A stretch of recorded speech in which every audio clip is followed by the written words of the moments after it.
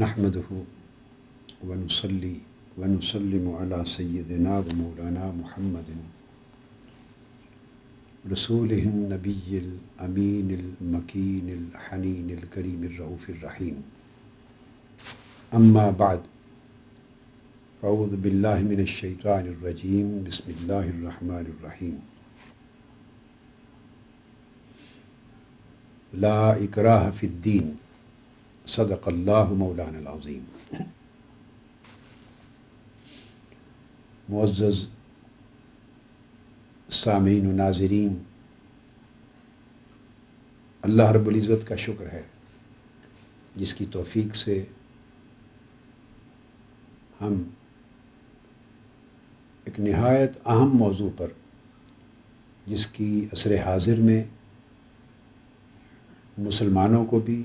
اور غیر مسلموں کو بھی دین کے صحیح تعارف کے حوالے سے جس کو سمجھنے کی اشد ضرورت ہے، اور وہ ہے اسلام دین رحمت و شفقت ہے. اسلام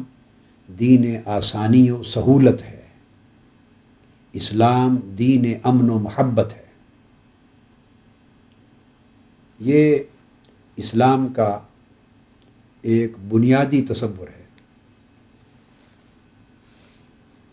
اور اسلام کی بطور دین و مذہب، بطور شریعت،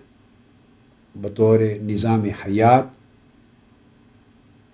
اور پھر اس کی جمیع تعلیمات اور اس کے احکام اور اس کے قوانین، سب کے اندر یہ بنیادی اصول ایک روح کے طور پہ رواں دواں ہے کہ دین میں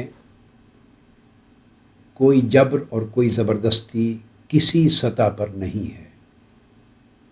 یہ آیت کریمہ واضح طور پہ عنوان ہے اس مضمون کی کہ اسلام دین رحمت و شفقت ہے،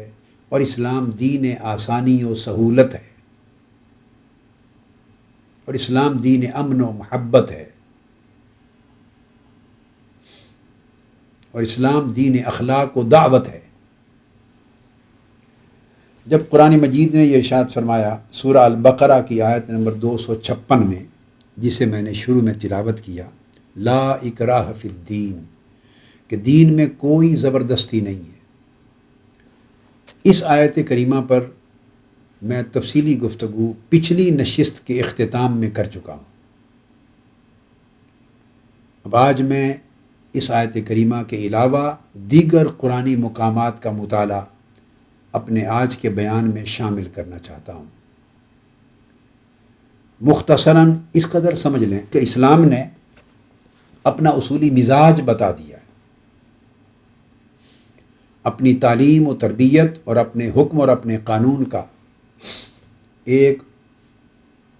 فاؤنڈیشنل پرنسپل، ایک اساسی اور تشکیلی اصول بیان کر دیا ہے کہ دین اسلام،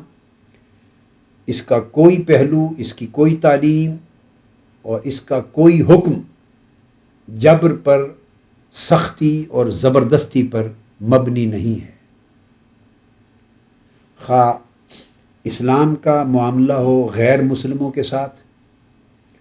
تو کسی کو کلمہ پڑھانے کے لیے، مسلمان کرنے کے لیے آپ کو قرآن مجید نے منع کر دیا ہے کہ آپ اس پہ جبر اور سختی نہیں کر سکتے. یہ دین اسلام کا حصہ نہیں. دعوت دیں، اسلام کا میسج پہنچائیں، اسلام کی تعلیمات سمجھائیں، دیٹس اٹ. پھر اس کی قد تبین الرشد من الغی فمن شاء فلیؤمن ومن شاء فلیکفر.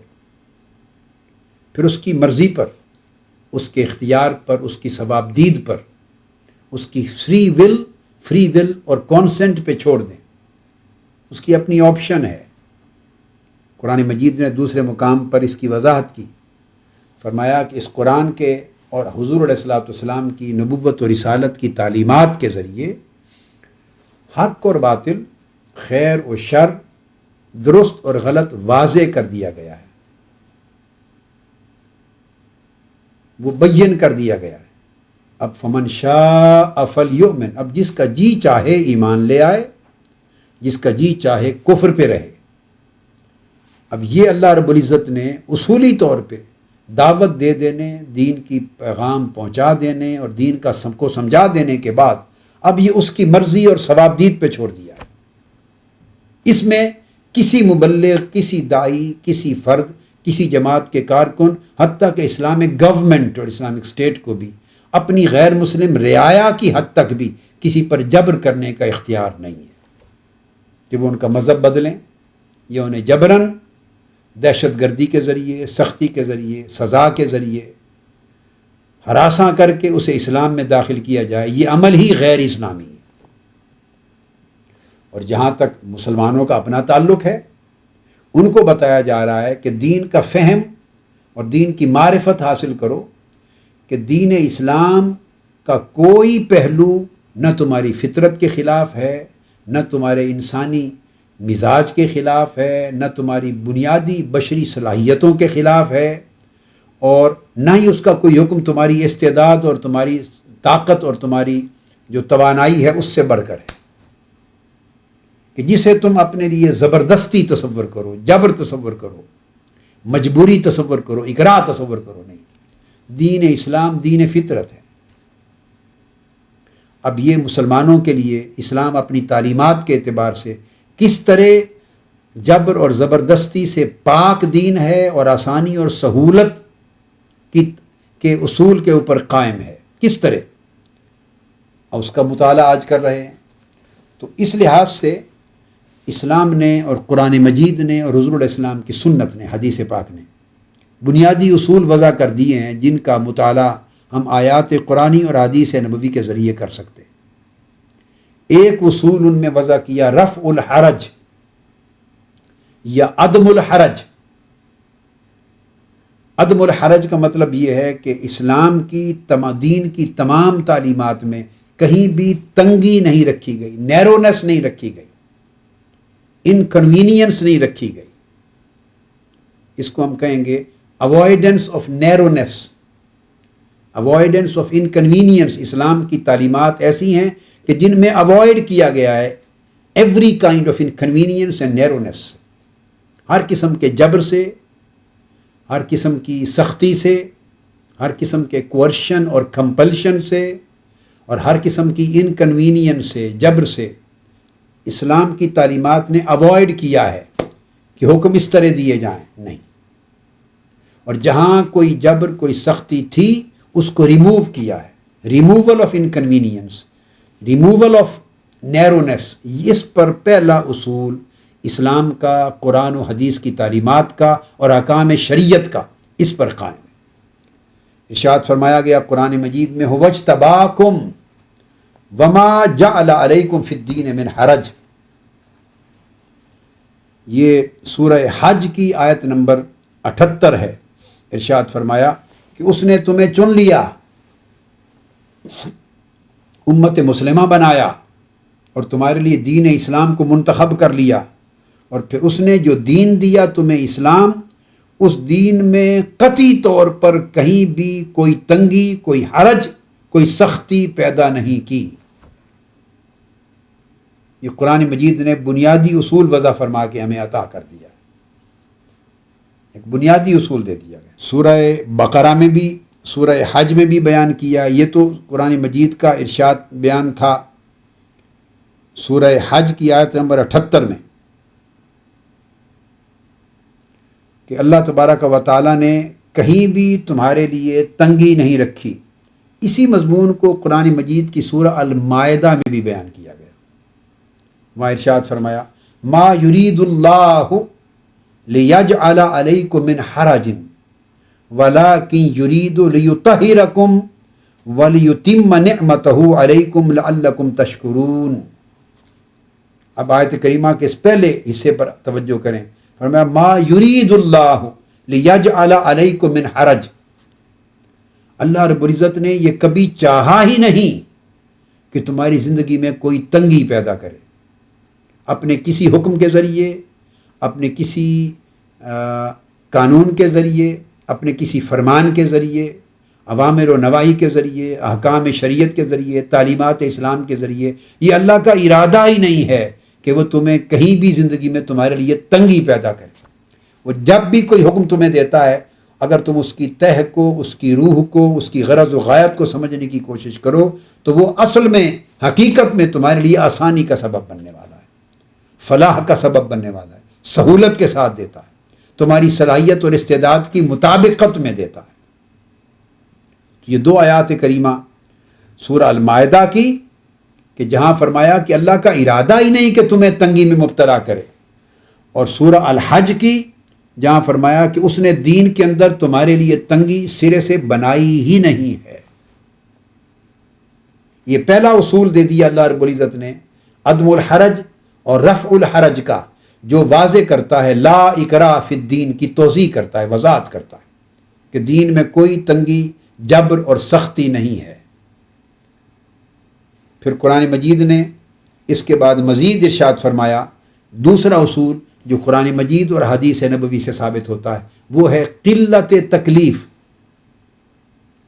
پہلا اصول تو یہ واضح کرتا تھا کہ اصلاً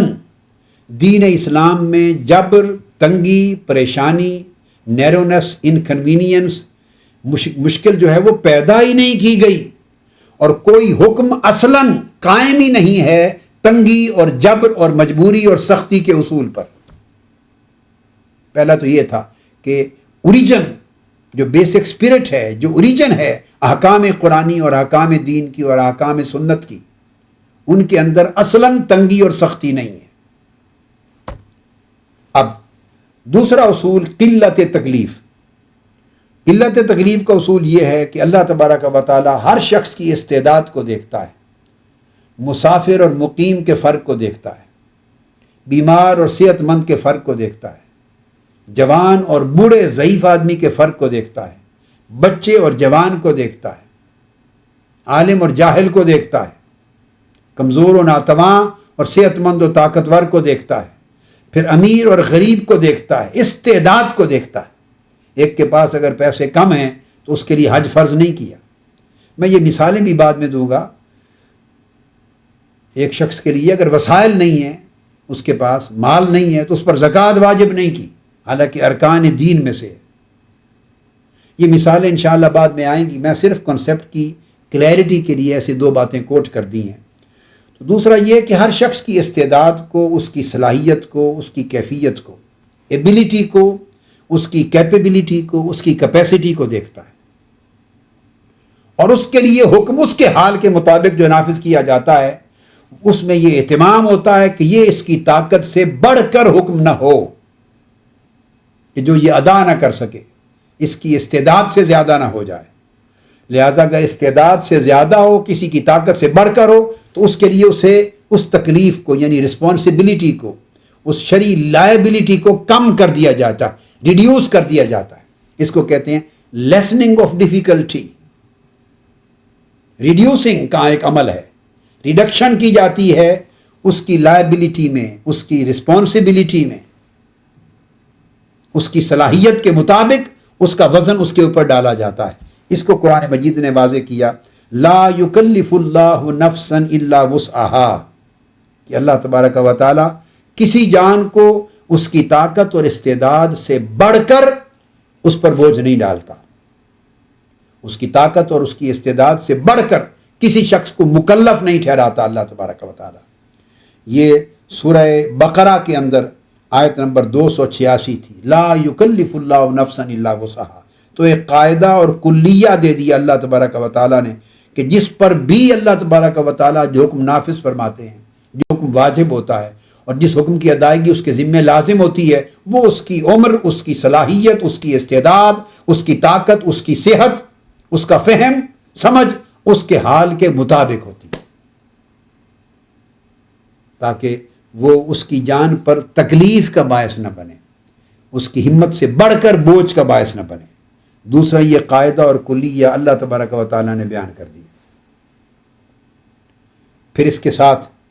اسی لیے ارشاد فرمایا فَإِنَّمَا يَسَّرْ، آسانی پیدا کرنا چونکہ مقصود ہے، آسانی، فَإِنَّمَا يَسَّرْنَاهُ بِلِسَانِكَ لَعَلَّهُمْ يَتَذَكَّرُونَ، تو حتیٰ کہ قرآن مجید کو بھی آسان بنا دیا گیا ہے نصیحت کے لیے، تاکہ عام روزمرہ کے معاملات زندگی کی اصلاح کرنے کا عمل جو قرآن مجید سے ہم لے رہے ہیں وہ آسان بنا دیا جائے، وہ سخت نہ ہو، مشکل نہ ہو۔ یہ حکم دیا گیا ہے کہ اللہ تبارک و تعالیٰ کسی کو اس کی طاقت سے بڑھ کر اور اس کی استعداد سے بڑھ کر، اس کی صلاحیت سے بڑھ کر کسی کو تکلیف نہیں دیتا۔ یرید اللہ بکم الیسر ولا یرید بکم العسر، یہ بھی سورہ بقرہ میں اللہ رب العزت نے ارشاد فرمایا، سورہ بقرہ کے اندر، کیونکہ اللہ تبارک و تعالیٰ کا ارادہ تمہارے ساتھ آسانی کا ہے، آسانی پیدا کرنے کا ہے، سختی اور بوجھ بڑھانے کا ارادہ اللہ تعالیٰ کا نہیں ہے۔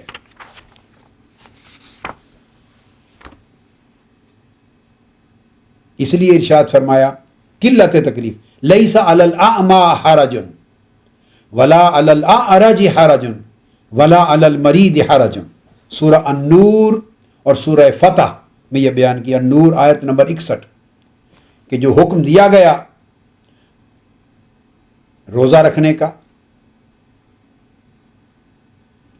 اپنے وقت مقرر پہ روزہ رکھنے کا،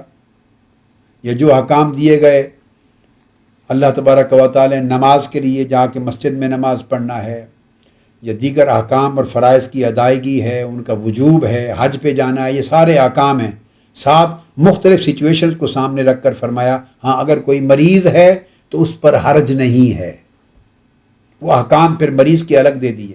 کہ وہ کھڑے ہو کے نماز نہیں پڑھ سکتا تو بیٹھ کر پڑھے، بیٹھنے کی بھی سکت نہیں رہی، اتنا بیمار اور کمزور ہو گیا ہے تو لیٹ کر پڑھ لے۔ تو اللہ تبارک و تعالیٰ نے آسانی دے دی۔ آما کوئی نابینا ہے اس کے لیے اس استثناء کر دیا، اور بیمار ہے استثناء کر دیا، غریب ہے روزہ رکھنے کا معاملہ ہے، کمزور ہے تو اس کے لیے فدیے کا طریقہ بتا دیا، روزہ نہیں رکھ سکتا آسانی کر دی۔ الغرض تو قرآن مجید نے ایک بنیادی اصول دیا، ٹھنڈا پانی ہے اس کے استعمال سے وہ مریض ہے، اس کی تکلیف بڑھ جانے کا ڈر ہے تو تیمم کی اجازت دے دی۔ پانی دستیاب نہیں ہے، بہت دور ہے، سفر کر کے جانا مشکل ہے، بہت دور ہے، اس کے استعمال پر قدرت نہیں تو اس کو تیمم کی اجازت دے دی۔ سفر میں ہے تو خاص سفر تکلیف دہ ہو یا نہ ہو سہولت دے دی، اس کو قصر نماز کی اجازت دے دی۔ استطاعت قیام نہیں ہے، مریض ہے تو قائداً بیٹھ کے پڑھنے کی اجازت دے دی۔ عورت کے پیریڈز ہیں، منتھلی اس کا ایک تکلیف کا وقت آتا ہے، صفائی نہیں ہے، وہ وقت نماز کی 5 دن تکلیف رہے، 7 دن رہے، پورے 5-7 دن نمازیں معاف کر دی۔ اب جب وہ طہارت کر لے گی، غسل کر لے گی تو وہ 5-7 دن کی نمازیں قضا پڑھنے کا حکم نہیں ہے، اس لیے کہ ہر روز کی 5 نمازیں طہارت کے بعد، غسل کر لینے کے بعد اس دن کے فرض کے طور پہ بھی ادا کر رہی ہے، ہر روز کی 5 نمازیں فریضہ بھی ادا کر رہی، اور پچھلے 7 دن کے قرض بھی چکانے لگے تو بوجھ بڑھ جاتا ہے، فرمایا رفع کر دیا، لیسننگ آف ڈیفیکلٹی ہو گئی، ریموول آف انکنوینئنس ہو گیا، تو اس کے لیے اجازت دے دی کہ 7 دن اس کو معاف کر دی گئی نمازیں۔ روزے کے دن آ گئے، ماہ رمضان کے، سفر میں ہے یا مریض میں، اجازت دے دی کہ سفر میں اگر آسانی فیل کرے چاہے رکھ لے، نہ فیل کرے تو افطار کر لے، اور اس کو بعد میں گھر آ کر اگلے دنوں میں اس کا قضا کر لے۔ مریض کے لیے آسانی پیدا کر دی افطار کی، اگر اس کا صحت اجازت دیتی ہے روزہ رکھے، کڈنی ٹربل ہے، کثرت کے ساتھ ڈاکٹر کہتے ہیں پانی پئیں، اور وہ روزہ رکھنے سے سارا دن پانی نہیں پی سکے گا، الغرض اور کئی امراض ہیں، اس نے میڈیسنز لینی ہے ریگولرلی، تکلیف شدید ہے، جان کا خطرہ ہے، وہ روزہ قضا کر لے، جب صحت مند ہو بعد میں رکھ لے، یا اگر ایسی مرض ہے کہ طویل چلے گی تو فدیہ ادا کر دے، غریب لوگوں کو کھانا دے دے، یا غریبوں کو اپنی جگہ کھانا دے کے روزہ رکھوا دے، مختلف راستے تجویز کر دیے کہ جیسے اس کی سہولت ہے، اس طرح حج اور عمرہ ہے، استطاعت ہے تو اس کے اوپر فرض ہے، اگر استطاعت نہیں تو فرض اور وجوب اٹھا دیا۔ اللہ تبارک و تعالیٰ نے اتنا ایک جامع تصور اس سے حرج کو دور کرنے کا، استعداد سے بڑھ کر مکلف ہونا، تکلیف اس کو گھٹانے کا، سہولت دینے کا ایک جامع اصول دے دیا، لیس علی الاعمی حرج ولا علی الاعرج حرج ولا علی المریض حرج، سورہ النور آیت نمبر 61، یہ قرآن مجید کا اصول دے دیا۔ اسی طرح پھر ایک اور اصول اللہ رب العزت نے دین کے اندر رکھا، اور وہ تخفیف کا رکھا، بوجھ کو کم کر دینا احکام کا، یہ بھی اسی قلت تکلیف کے ساتھ اٹیچ ہو جاتا ہے، یہ اصول بھی کہیں کہیں انڈیپینڈنٹلی بھی آپریٹ کرتا ہے، تو فرمایا اللہ رب العزت نے یرید اللہ ان یخفف عنکم وخلق الانسان ضعیفا، یہ آیت نمبر النساء کی آیت نمبر 28 ہے کہ اللہ تعالیٰ کا ارادہ تمہارے ساتھ یہ ہے کہ وہ تمہارے لیے تخفیف پیدا کرے، آسانی پیدا کرے، نرمی پیدا کرے، احکام کو سہل کر دے تمہارے لیے، اس لیے کہ انسان طبعاً فطرتاً ضعیف پیدا کیا گیا ہے۔ تو وہ جو ضعف ہے خلقت انسانی میں اور اس کی تخلیق میں جو ضعف ہے، اس تکلیف انسانی کے ضعف کو سامنے رکھتے ہوئے اللہ تبارک و تعالیٰ نے تمہارے ساتھ تخفیف کا، بوجھ کو کم کرنے کا اور آسانی پیدا کرنے کا ارادہ فرمایا ہے۔ اسی طرح قرآن مجید میں یہی جو تصور ہے، اس کو قرآن مجید میں یوں بھی بیان کیا گیا، جہاں یہ ارشاد آیا یرید اللہ ان یخفف عنکم وخلق الانسان ضعیفا، وہاں انفال میں ارشاد فرمایا الآن خفف اللہ عنکم وعلم ان فیکم ضعفا، الآن خفف اللہ عنکم، اب اس وقت اللہ پاک نے جو حکم تمہیں سابق دیا تھا اس میں تخفیف کر دی، تمہارا بوجھ کم کر دیا اور رسول بنایا، وعلم ان فیکم ضعفا، اللہ رب العزت جانتا ہے کہ تمہاری خلقت میں کچھ کمزوری ہے، وہ جو تمہاری خلقی اور طبعی کمزوری ہے، ناتوانی ہے، اس کو سامنے رکھ کر میں نے حکم میں تخفیف کر دی، نرمی کر دی اور اصول بیان کر دیا کہ احکام شریعت میں اللہ کا ارادہ ہی نہیں تمہیں تنگی میں مبتلا کرنا، تمہارے ضعف کو ملحوظ خاطر رکھ کر اسلام کے احکام اور ان احکام کی عمل داری جو ہے اور عمل درآمد ان کو آسان بنا دیا گیا، سہولت مطابق استعداد و صلاحیت بنا دیا گیا۔ پھر اسی کے ساتھ اللہ تبارک و تعالیٰ نے ایک اور قاعدہ بیان کیا ہے، یہ حضور علیہ الصلوۃ والسلام کی شان میں، اس کا ذکر میں نے پچھلی نشست میں کر دیا تھا مگر یہ دوبارہ عرض کر دوں، سورہ اعراف میں آقا علیہ السلام کی شان نبوت و رسالت اور آپ کے فرائض رسالت بیان کرتے ہوئے ارشاد فرمایا کہ آقا علیہ الصلوۃ والسلام کے لیے یحل لهم الطیبات ویحرم علیہم الخبائث ویضع عنہم اسرہم والاغلال التی کانت علیہم، کہ یہ رسول صلی اللہ علیہ وسلم سب پاکیزہ چیزیں تمہارے لیے حلال فرماتے ہیں، آسانی کرتے ہیں، اور جو صرف ناپاک چیزیں ہیں ان کو حرام کرتے ہیں جو تمہارے لیے ضرر رسا ہیں، اور پھر جو تمہارے اوپر بوجھ تھے، جن بوجھوں کے نیچے انسانیت دبی ہوئی تھی،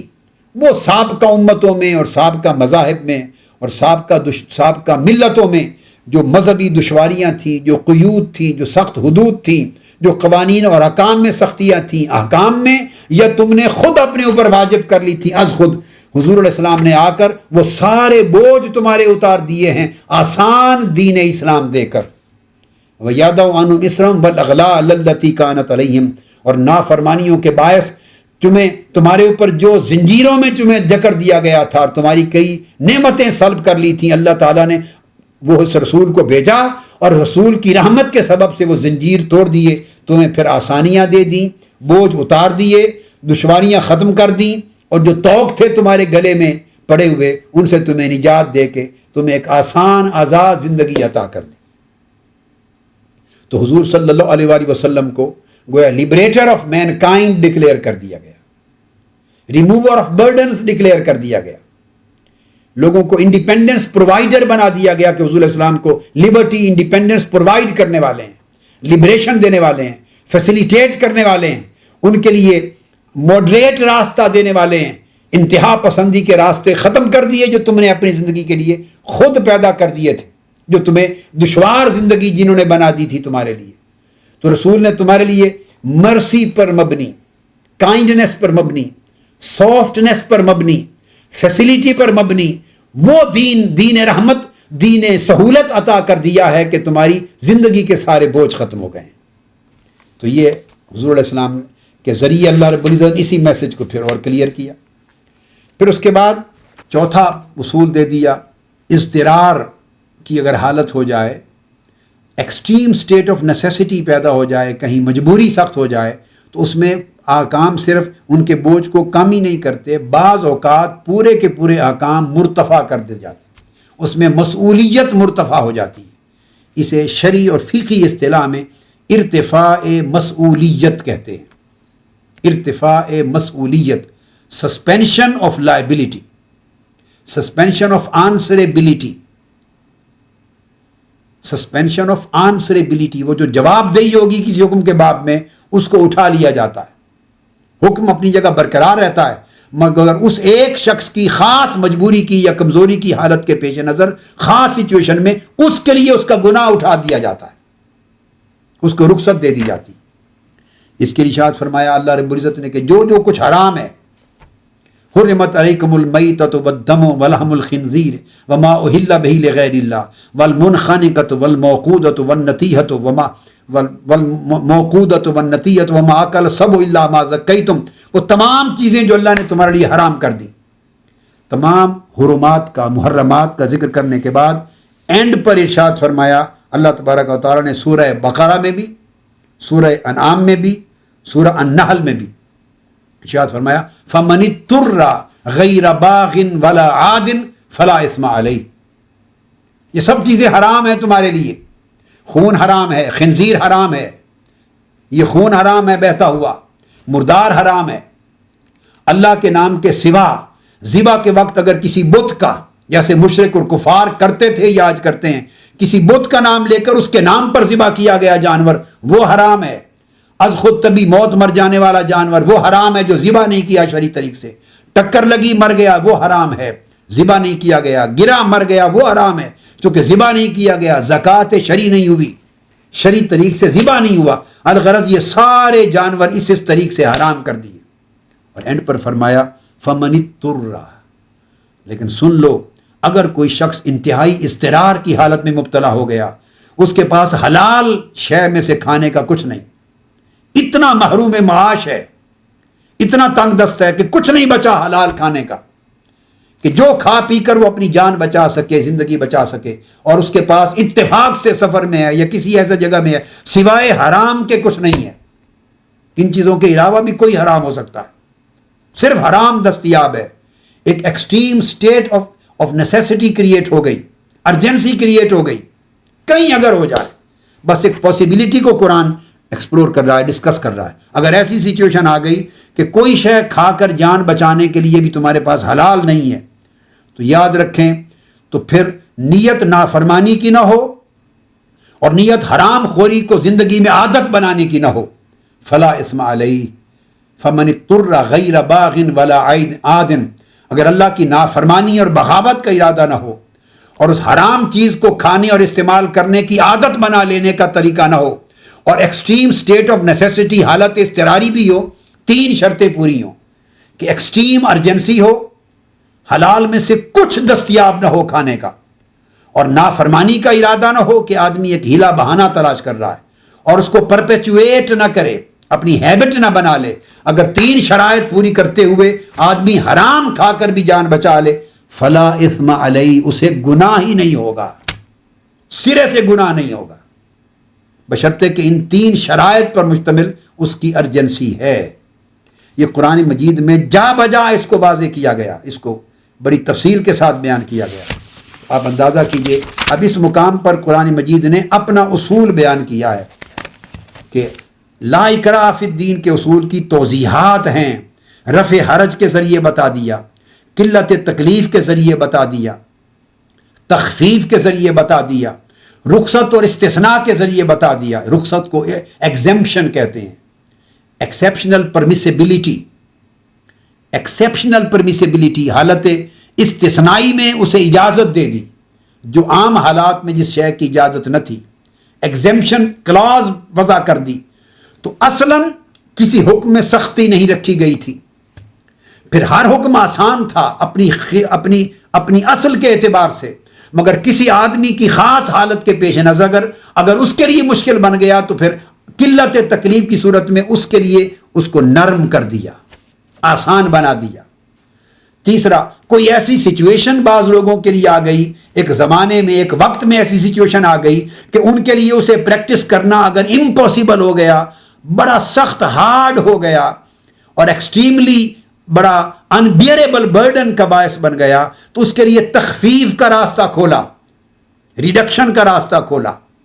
یہ راستہ اللہ نے عطا کیا تاکہ احکام شریعت کے لیجسلیشن کرتے ہوئے تم شریعت کے فاؤنڈیشنل پرنسپل کو سامنے رکھ سکو. پھر یہ سارے شرائط پوری کرنے کے بعد پھر اگر ایسی سچویشن کبھی ایکسٹریم ارجنسی کی آ گئی تو اس کے لیے پھر رخصت ایگزمپشن کی راستہ دے دیا,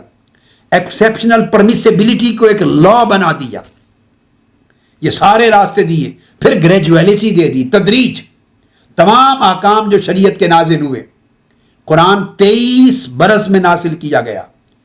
یکبارگی سارا قرآن اس لیے نازل نہیں کیا کہ الحم سے والناس تک سارے احکام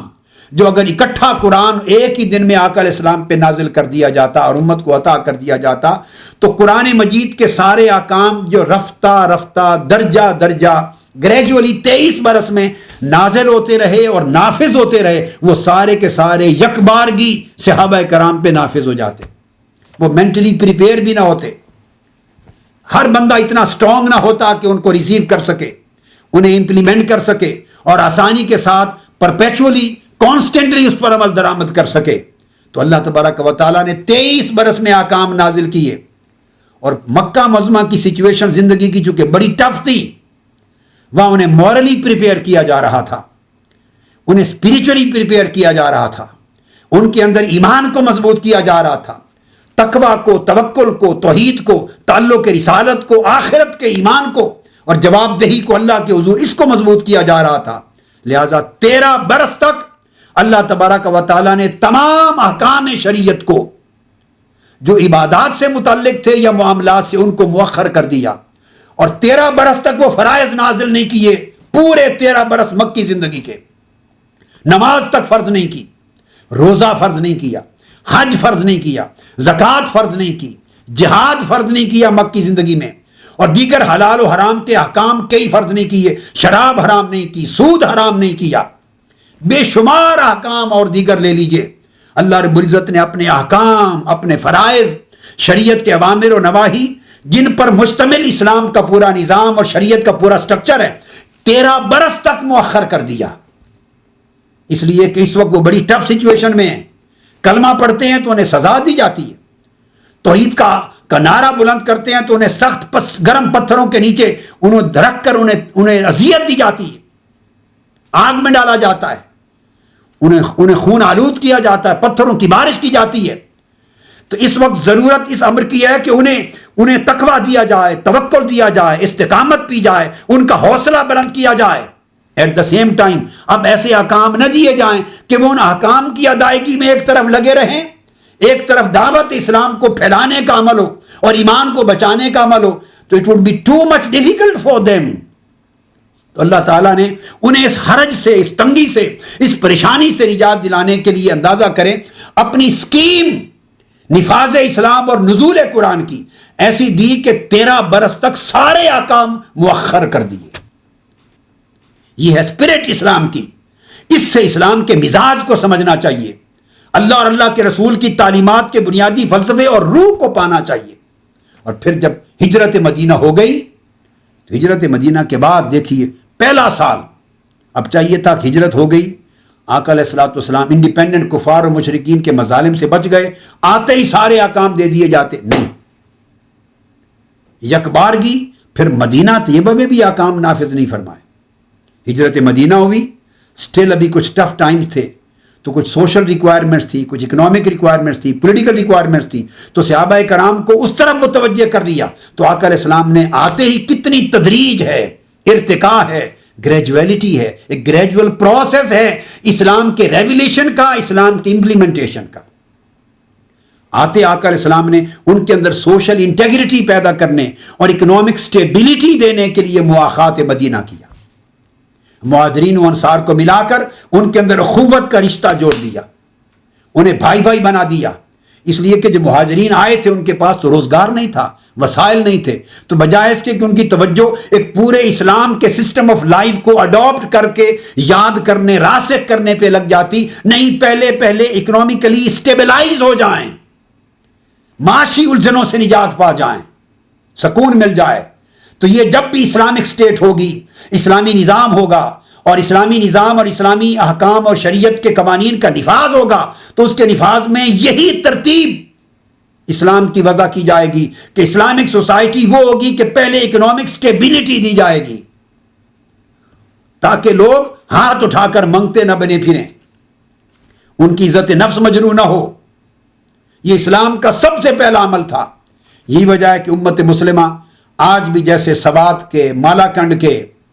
اور دیر کے اور ان تمام علاقوں کے لوگ بے گھر ہو کے آئے تو پوری پاکستانی قوم اور امت مسلمہ ان کو سٹیبلائز کرنے کے لیے، سیٹل کرنے کے لیے، ریسٹور کرنے کے لیے، ریہیبلیٹیٹ کرنے کے لیے اپنے گھر بھی کھول دیے، اپنے دروازے بھی کھول دیے۔ یہ اسلام کا، قرآن کا، دین کا، سنت نبوی کا اور ایمان کا سب سے عظیم عمل ہے۔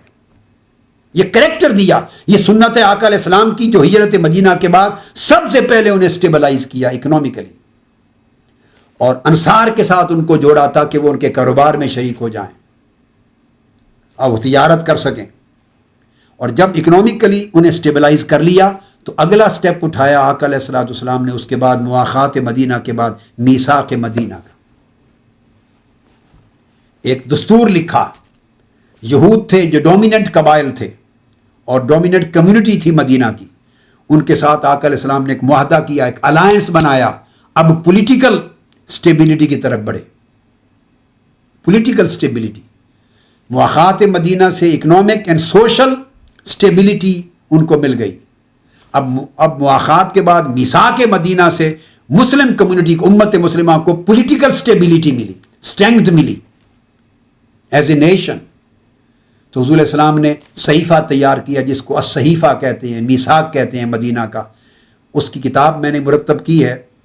ڈاکٹر حمید اللہ صاحب پیرس میں ہوا کرتے تھے، انہوں نے اس کے ٹیکسٹ کو جمع کیا تھا اور 47 آرٹیکلز بنائے تھے۔ اس کے علاوہ ان کو جمع کرنے پر اور میثاق مدینہ پر الگ کوئی کام نہیں ہوا تھا ٹیکسٹ پر۔ دوسرا کام پھر اللہ رب العزت نے توفیق دی حضور علیہ السلام کے صدقے، میں نے کیا اللہ کی توفیق کے ساتھ، ایک عاجزانہ کام کیا، تو میں نے اس کو ایلیبوریٹ کر کے 63 آرٹیکلز اس متن کے بنائے، 63 آرٹیکلز۔ اور نیا کام جو ہسٹری میں پہلی بار ہوا وہ یہ کہ اس کو پھر کانسٹیٹیوشنل لینگویج میں ہیڈنگز دی۔ یہ کام پہلے ڈاکٹر حمید اللہ صاحب سمیت پہلے نہیں ہوا تھا کبھی بھی۔ اب وہ کانسٹیٹیوشن کی جو پریزنٹ ورلڈ کی لینگویج ہے، کانسٹیٹیوشن کی لینگویج، پریزنٹ پولیٹیکل سائنس کی لینگویج، کانسٹیٹیوشن کی اور لا کی لینگویج میں اس پورے کے پورے 63 آرٹیکلز کو اور میثاق مدینہ کو سمجھا جا سکے۔ تو یہ وہ کانسٹیٹیوشن تھا میثاق Medina, first written constitution of the world, تاریخ انسانیت کا پہلا دستور تھا جو آقا علیہ السلام نے دیا۔ اس سے قوانین بنائے، ایک ڈیموکریسی کے بیسک اصول رکھے، فائنانس کے اصول وضع کیے، رائٹس وضع کیے، مختلف کمیونٹیز کو ملا کے ایک امہ بنایا، ایک نیشن بنائی، پوری اسٹیٹ نیشن کا کنسیپٹ ڈیولپ کیا آقا علیہ السلام نے۔ ڈیفنس کے طریقے اور لاز وضع کیے، لاز آف ریٹیلیشن وضع کیے، قتل و غارت کے لیے قوانین، قصاص کے اور دیگر قوانین، دیت کے قوانین دیے، کسٹمری لاز کو پریزرو کیا، اور پھر اس کے اندر ایک پوری سوشل انٹیگریٹی کے قوانین دیے، جوڈیشل سسٹم کو اس کو بنیادی طور پہ رکھا، لوکل سسٹم، ڈیموکریٹک سوسائٹی میں لوکل سسٹم بنایا، اس کے طبقات بنائے، مختلف یعنی ڈیفنس کے لیے سسٹم، ریجنل ڈیفنس کے قوانین وضع کیے آقا علیہ السلام نے، اور اس سوسائٹی کو اس میثاق کے ذریعے ملٹی کلچرل سوسائٹی بنایا، ایک دوسرے کے ریلیجن کا، کلچر کا، کسٹمز کا، قوانین کا احترام کیا، ان کو پروٹیکشن دی، اور اسٹیبلش کیا کہ دین ایک ملٹی کلچرل سوسائٹی قائم کرتا ہے۔ دین اسلام، دین اسلام اسلام کے سوا کسی دین کی نفی نہیں کرتا، کسی مذہب کو ایلیمینیٹ نہیں کرتا، ہر ایک کو ریکگنائز کرتا ہے ایک اکائی کے طور پہ، پھر وہ اپنی رعایا میں ان اکائیوں کو تحفظ دیتا ہے، پروٹیکشن کی گارنٹی دیتا ہے، ان کے رائٹس کو مانتا ہے، ان کے کسٹمز کو مانتا ہے، ان کے لوکل لاز کو مانتا ہے، ان کی ٹریڈیشنز کو مانتا ہے، پروٹیکشن دیتا ہے، ہیومن رائٹس کے اصول رکھے میثاق مدینہ کے ذریعے، کمیونل رائٹس کے تمام قوانین دی آقا علیہ السلام نے میثاق مدینہ کے ذریعے۔ تو دیکھیے اس طرف آقا علیہ السلام آئے، یہ سب کچھ امر الہی سے ہو رہا تھا۔ اس وقت تک نماز کا حکم تک نہیں اترا، روزے، حج، زکوٰۃ کے فرائض تک نہیں اترے، سود اور شراب تک کی حرمت کے حکام نہیں آئے، ہر چیز کو مؤخر رکھا۔ پہلے سوسائٹی کو اکنامک سٹیبلٹی دی، سوشل سٹیبلٹی دی، پولیٹیکل سٹیبلٹی دی۔ جب یہ سب کچھ کر چکے، اس کے بعد آقا علیہ السلام نے صحابہ کرام کو بلایا، زمین خریدی اور مسجد نبوی کی بنیاد رکھی۔ مسجد نبوی کی بنیاد رکھی، وہ مسجد جہاں پنجگانہ نماز ہونی تھی، پھر اس میں ایجوکیشنل سینٹر رکھا، یونیورسٹی بنائی، صفا،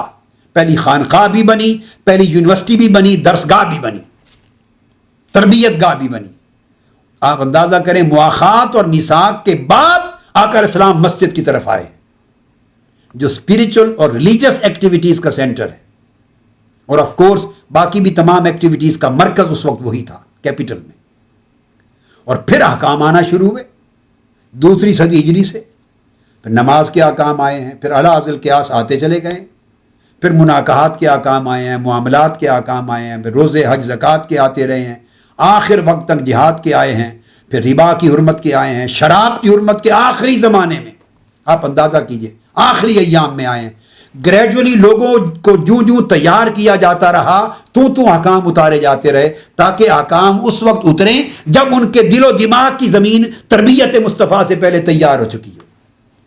اسلام کتنی شفقت و رحمت کرتا ہے۔ اللہ رب العزت کی scheme of revolution and scheme of implementation of Islam کتنی نیچرل ہے، کتنی مبنی بر مرسی ہے، بیسڈ آن مرسی، based on softness, based on kindness, based on natural procedure, کتنی درست ہے ساری رحمت و شفقت پر۔ ہم نے اسلام کے ان پہلوؤں کو جو اصل پہلو ہیں سمجھنے کی کوشش ہی نہیں کی۔ ہم نے اسلام کا وہ نقشہ دنیا کے سامنے رکھا ہے کہ کوئی نام سن کر ہی معاذ اللہ بھاگ جائے۔ وہ حلیے، وہ شکلیں، وہ چہرے، وہ زبان، وہ انداز، وہ قتل و غارت گری، وہ فتویٰ بازی، وہ دوسروں کو کافر بنانا، دھکیلنا، اور سخت اور تنگ نقطہ نظر اس طرح کا انٹرپریٹیشن دی ہے کہ لوگ نہ اسلام میں داخل ہوں اور رہنے والی اگلی نسلیں بھی اسلام سے بیزار ہو جائیں۔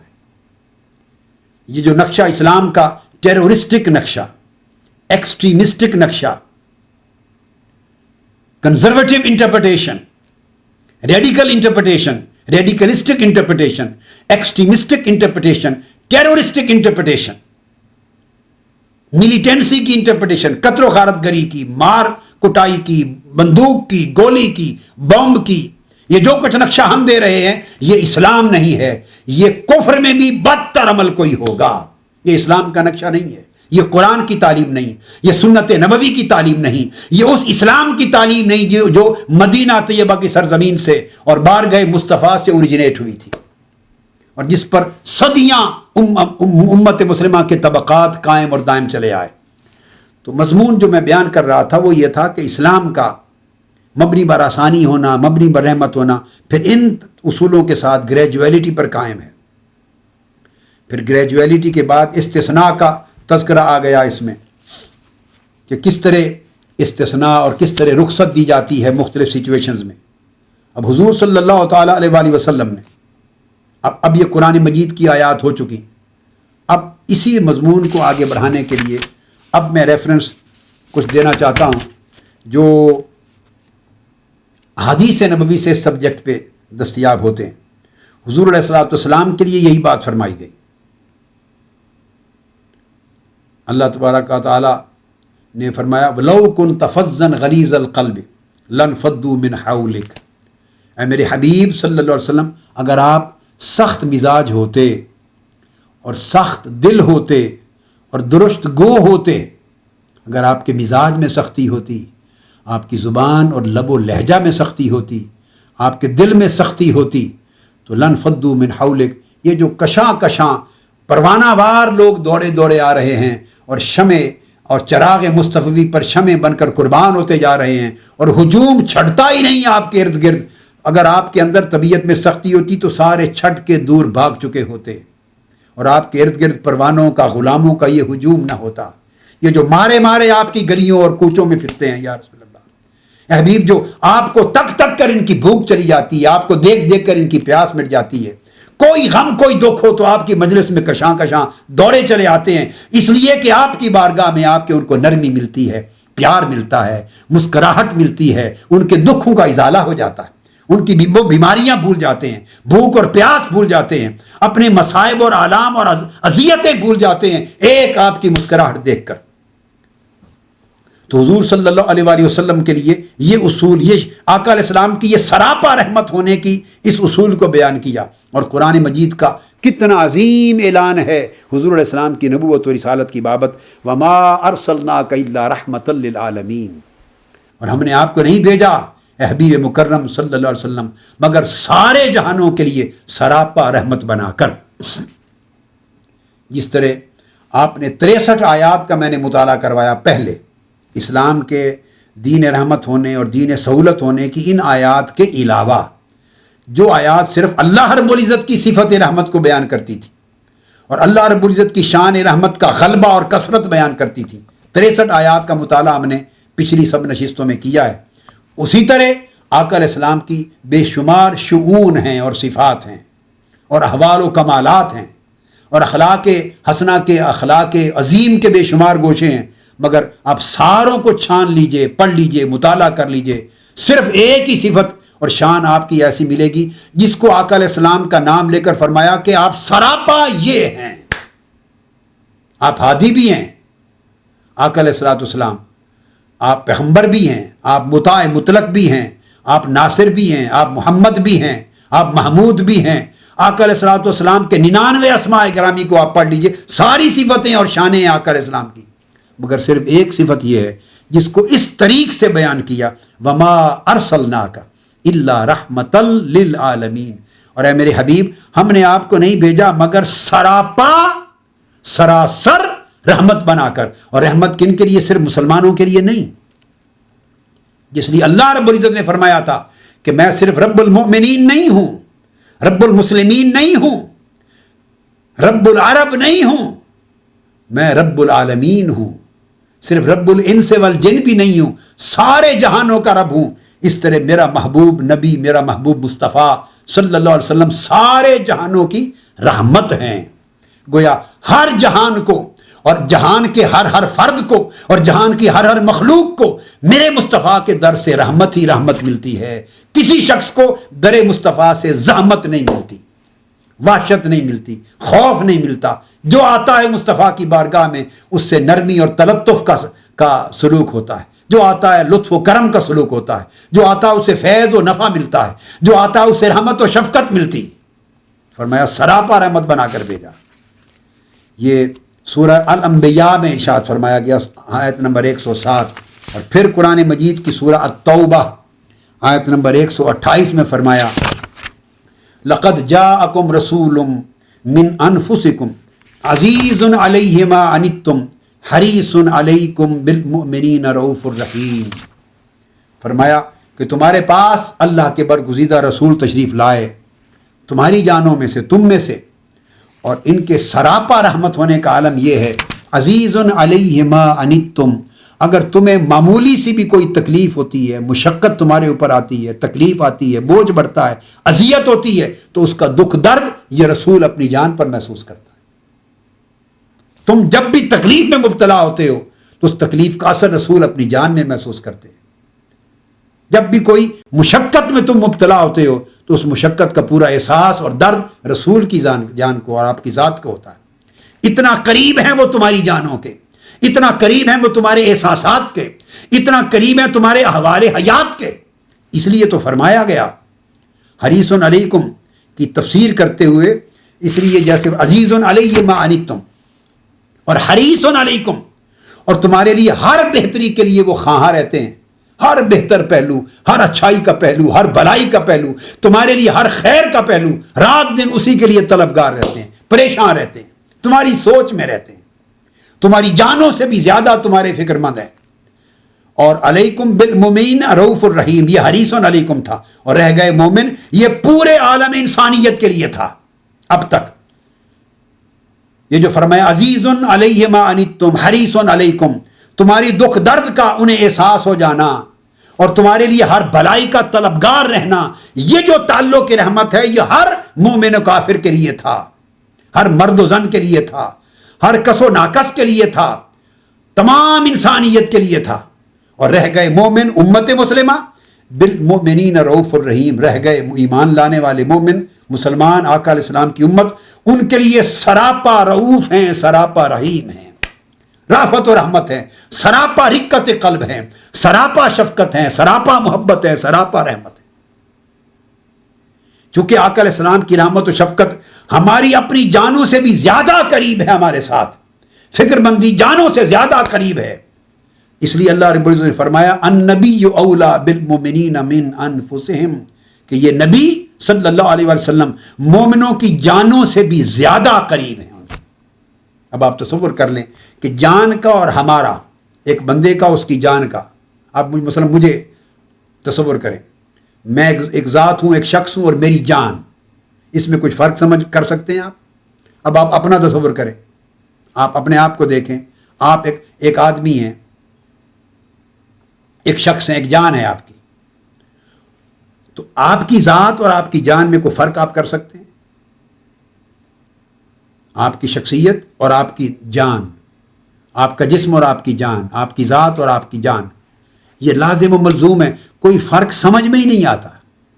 اتنی قربت ہے جان کی جسم کے ساتھ کہ جان نہ رہے تو جسم کو جسم نہیں کہتے، انسان کو انسان نہیں کہتے، میت کہتے ہیں، نام ہی بدل جاتا ہے. اگر جان نکل گئی، روح پرواز کر گئی، تو آپ اسی انسان کو جو چارپائی پہ پڑا تھا، روح کے پرواز کرنے کے بعد آپ نہیں کہتے کہ انسان لیٹا ہوا ہے، حالانکہ ہے وہ انسان. اسی لمحے اس کا عنوان بدل جاتا ہے اس انسان کا، آپ کہتے ہیں میت پڑا ہے، اس میت کو لے جاؤ، جلد تدفین کریں. میت کو غسل دیا جا رہا ہے، اس گھر میں میت ہے. 1 منٹ پہلے وہ تمہارا باپ تھا، تمہارا بیٹا تھا، تمہارا بھائی تھا، وہ عبد الکریم تھا، وہ عبد الرحمان تھا، وہ عبداللہ تھا، وہ صوفی مقصود احمد تھا. 1 منٹ پہلے وہ جاوید احمد تھا، 1 منٹ پہلے یہ نام تھے. اور جب روح پرواز کر جاتی ہے قفس انصری سے، تو سارے نام بھی اتر گئے، ٹائٹل بھی اتر گئے، انسان کا عنوان بھی اتر گیا، اس کو میت کہتے ہیں. یہ قدر و قیمت ہے جان کی، اور اس کا تعلق ہے انسان کے جسم سے. تو فرق نہیں. اور اب جب آپ فرق نہیں کر سکتے، جان اور جسم میں فاصلہ نہیں کر سکتے، تو قربان جائیں آقا علیہ الصلوۃ والسلام کی شان رحمت سے. اللہ رب العزت نے فرمایا کہ نبی صلی اللہ علیہ وسلم تمہاری جانوں سے بھی تم سے قریب تر ہیں، یعنی تمہاری جانیں بھی تم سے دور ہیں، رسول جانوں سے بھی بڑھ کر تمہارے قریب ہے. وہ تمہاری تکلیف کا احساس تمہاری جان کو بعد میں ہوتا ہے، گنبد خضرا کی سرکار کو پہلے ہوتا ہے. تمہاری اذیت کا احساس اور تمہاری پریشانی تمہاری جان اس کا ادراک بعد میں کرتی ہے، تاجدار کائنات کو سرزمین مدینہ پر پہلے ہوتا ہے. خواہ تم امریکہ میں ہو اے مسلمانوں، خواہ تم کینیڈا میں ہو، خواہ تم افریقہ میں ہو، خواہ تم جاپان میں ہو، خواہ تم پاکستان میں ہو، دنیا کے جس بھی خطے پر ہو، جان تو تمہارے ساتھ ہی ہے نا ہر وقت. تو اولا بالمؤمنین من انفسہم کا معنی یہ ہے کہ تمہارے دکھ درد کا احساس و ادراک ابھی تمہاری جان کو نہیں ہوا ہوتا، اس سے قبل گنبد خضرا میں سرکار کائنات کو ہو جاتا ہے، کیونکہ وہ جانوں سے قریب تر ہیں، احساس ان کا قریب تر ہے، رحمت ان کی قریب تر ہے، شفقت ان کی قریب تر ہے، محبت ان کی قریب تر ہے، شفاعت ان کی قریب تر ہے، توسل ان کا قریب تر ہے، توجہ ان کی قریب تر ہے، نبوت ان کی قریب تر ہے، رسالت ان کی قریب تر ہے. تو تاجدار کائنات تمہاری جانوں سے قریب تر ہیں. وہاں غیاب نہیں رہا، حضور ہی حضور ہو گیا ہے، دوری نہیں رہی، قرب ہی قرب ہو گیا ہے. اب آپ اندازہ کریں، یہ شان بیان کی گئی آقا علیہ السلام کی باب رحمت میں. تو اللہ کے ہاں سراسر غلبہ رحمت، رسول کے ہاں سراسر رحمتی رحمت، دین اسلام مبنی پر رحمتی رحمت. تو جب یہ صورتحال ہو رحمت کی، شفقت کی، آسانی کی، سہولت کی، امن کی، محبت کی، تو آپ اندازہ کریں کوئی گنجائش بچتی ہے کہ بعد ازاں اسلام کی تعلیم میں یا احکام شریعت میں کسی قسم کی سختی اور جبر اور بربریت اور دہشت کی گنجائش پیدا کی جائے، خواہ وہ کسی بھی شکل میں ہو. تو آج کی گفتگو یہاں پہ ختم کرتے ہیں. یہ جو ہم نے فاؤنڈیشنل پرنسپلز بیان کیے، لیجسلیٹو پرنسپلز اسلام کے، اور جن کو مبنی بر رحمت و سہولت قرار دیا، اور اس کا پورا تذکرہ آیات قرآنی سے ہم کر چکے. اگلی نشست میں انشاءاللہ اسی مضمون کو اور انہی بنیادی اصولوں کو احادیث نبوی کی روشنی میں ان کا مطالعہ کریں گے. وما علینا الا البلاغ. شیخ الاسلام ڈاکٹر محمد طاہر القادری کے آفیشیل یوٹیوب چینل کو سبسکرائب کریں اور بیل آئیکن کلک کریں.